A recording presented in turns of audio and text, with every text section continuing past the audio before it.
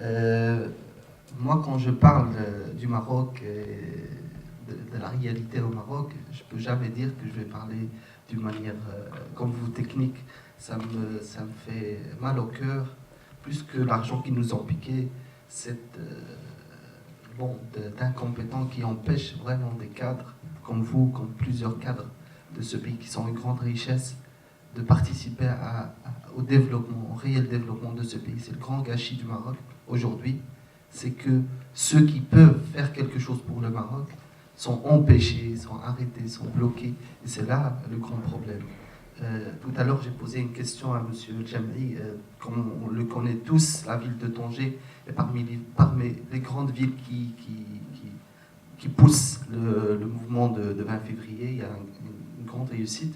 Et j'ai posé la question, comment ça se fait que cette ville, avec le grand intérêt du régime après l'arrivée de Mohamed VI dans le développement économique et dans la communication, si on veut dire, le roi a visité plusieurs fois chaque année la ville, a essayé de montrer un autre visage différent pour essayer de changer la relation qui a été vraiment très froide avec le roi Hassan II. J'ai une autre question qui concerne les perspectives. Comment vous voyez l'avenir avec l'arrivée du mouvement de 20 février et est-ce que ce système peut être modéré ces gens-là peuvent changer d'attitude avec le mouvement de 20 février ou tout simplement on doit changer vraiment ce système.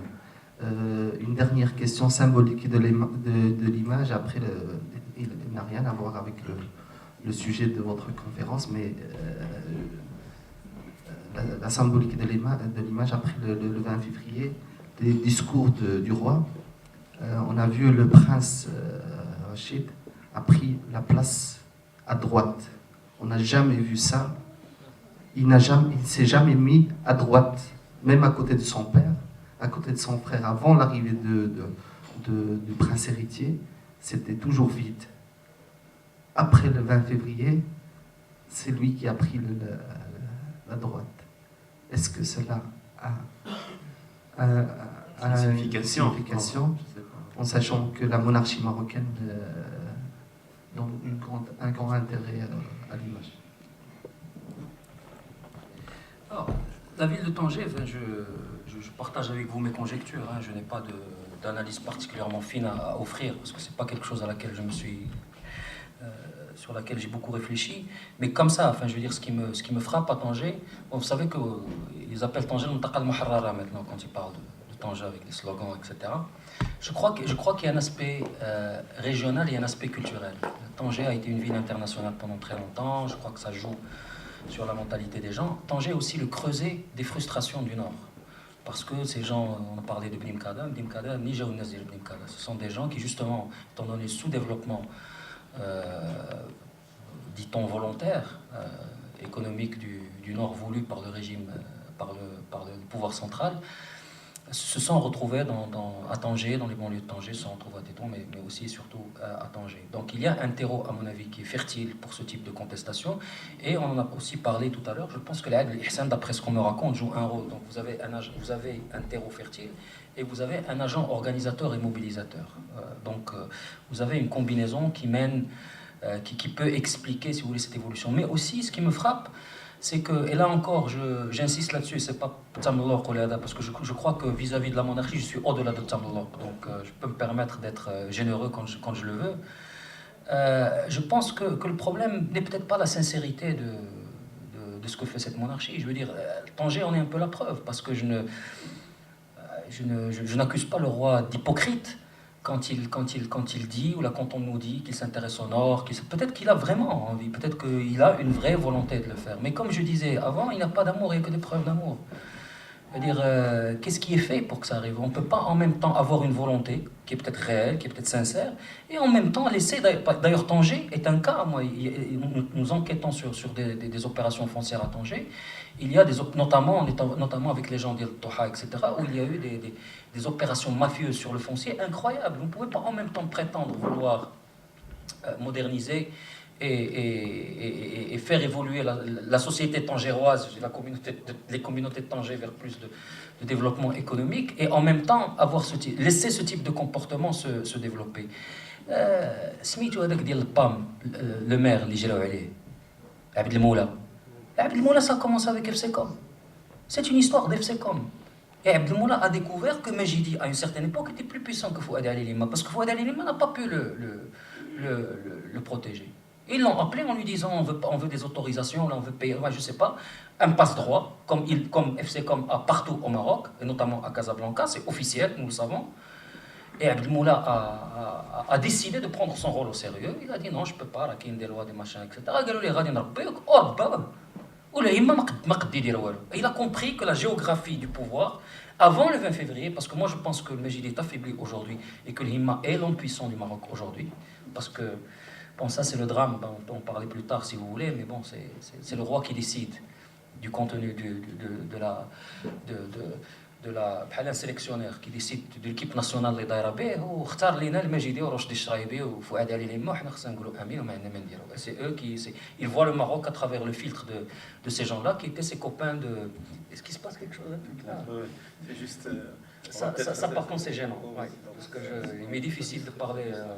On va l'arrêter. À moins que je m'arrête et qu'on regarde. Non, parce que c'était juste une présentation des différents. Parce que je me mets à leur porte là, je peux pas, vous ne pouvez pas regarder ça non plus.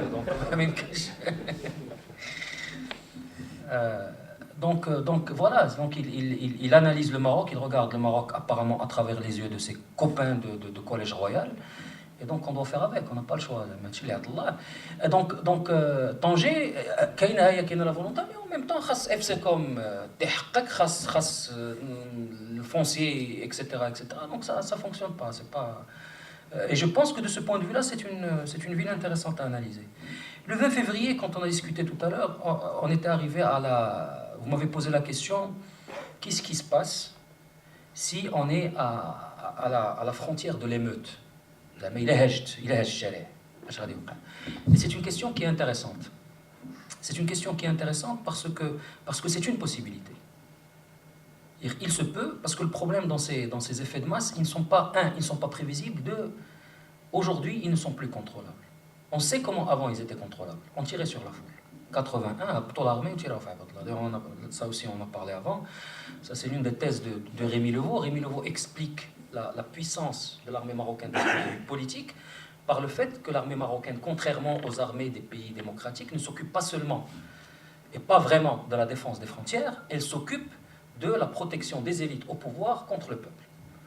D'ailleurs, ce n'est pas pour rien, d'après Rémi Levaux, que Dieu ait son âme, que la police nationale n'est pas équipée pour contrôler les émeutes. La police nationale n'a pas l'équipement technique pour arrêter des émeutes ou la contrôler des mouvements de foule importants.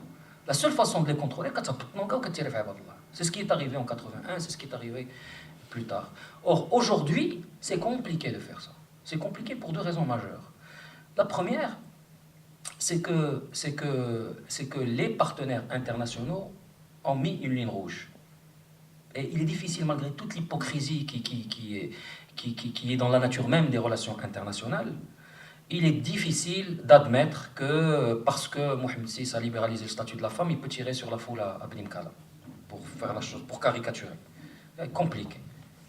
Mais quand les gens verront les images à l'étranger de l'armée marocaine ou de Hadek qui est en train de tirer comme ça à balles réelles sur les gens, ça, les choses, c'est compliqué. Donc, et les Américains l'ont dit, d'ailleurs, c'est très intéressant d'essayer de lire le discours des Américains. Les Américains ont clairement dit la Constitution c'est bien, etc. Mais attention, là, il y a quelque chose qui se passe, il faut la respecter, c'est un premier pas. Bon, contrairement aux élites politiques françaises qui, elles, ont été complètement mémonisées et qui, d'ailleurs, on me raconte que même ici à Bruxelles, ça commence. Donc c'est un peu problématique. Mais bon... mais même par rapport à la France, c'est difficile, c'est compliqué. D'ailleurs, la preuve, quand il y a eu l'affaire Aminatou Haïdar, la France a intercédé, Sarkozy a demandé à Mohamed VI de lui permettre de revenir, et Mohamed VI ne l'a pas écouté.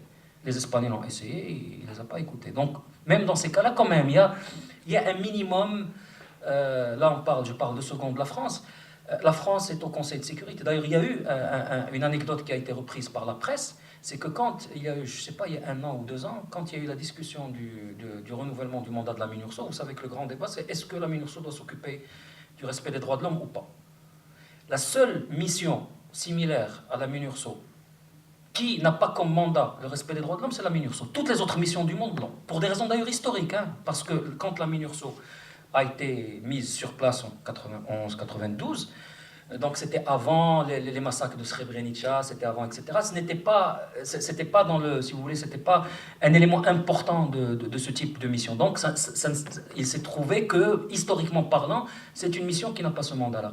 Eh bien, quand il y a eu la discussion il y a 1 an, enfin il y a quelques mois, ou il y a 1 an, ou il y a 2 ans, le représentant chinois s'est retourné vers les Français, il leur a dit ouais, vous n'arrêtez pas de nous donner des leçons sur le Tibet et de nous dire les droits de l'homme, machin, etc. Il y a une mission de l'ONU, dans les principes universels, dans un processus de décolonisation, parce que ça, il faut bien le comprendre, techniquement, juridiquement parlant, c'est un processus de décolonisation, c'est la 4e commission de l'ONU. Je suis pour. C'est comme ça, le régime marocain est passé peut-être qu'il était obligé, mais c'est discuté au sein de la 4e commission, qui est la commission de décolonisation.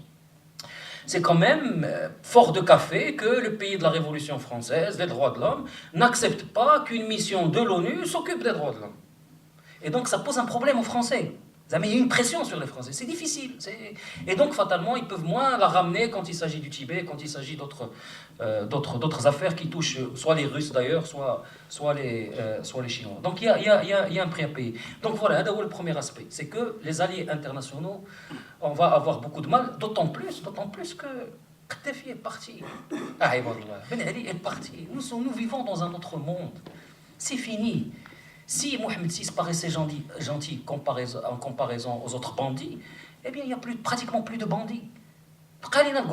D'ailleurs, c'est problématique. On ne peut plus dire maintenant. La Tunisie, effectivement. Mais c'est le Jazair, c'est vrai.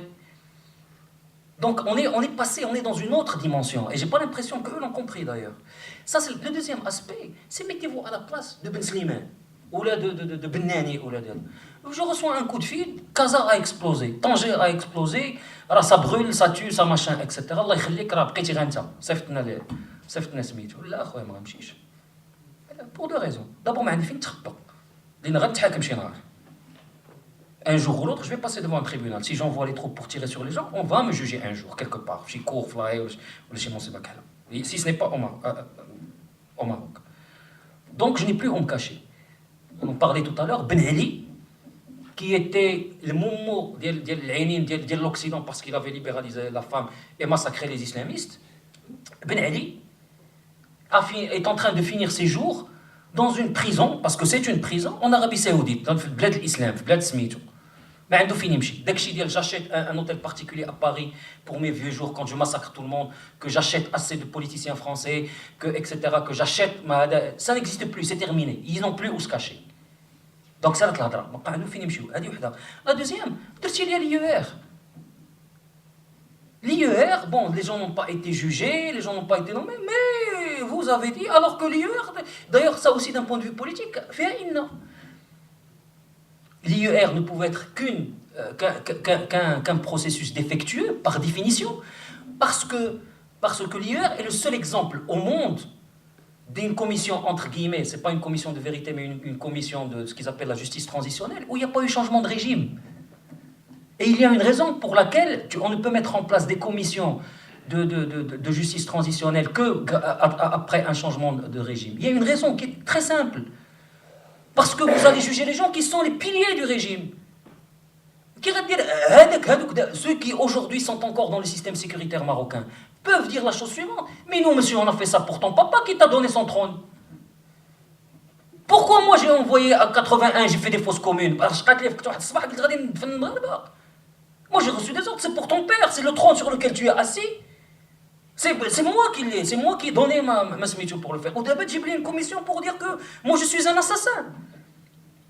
Donc ça, c'est un vrai problème. Je sais que je milite, ça peut paraître comme militer contre tout ce qui est commission de vérité. Mais c'est juste pour dire qu'il y a une incohérence. On ne peut pas avoir une commission de justice transitionnelle alors qu'il n'y a pas changement de régime. Toutes les commissions dans l'histoire de l'humanité, et c'est une histoire très récente, de justice transitionnelle se sont faites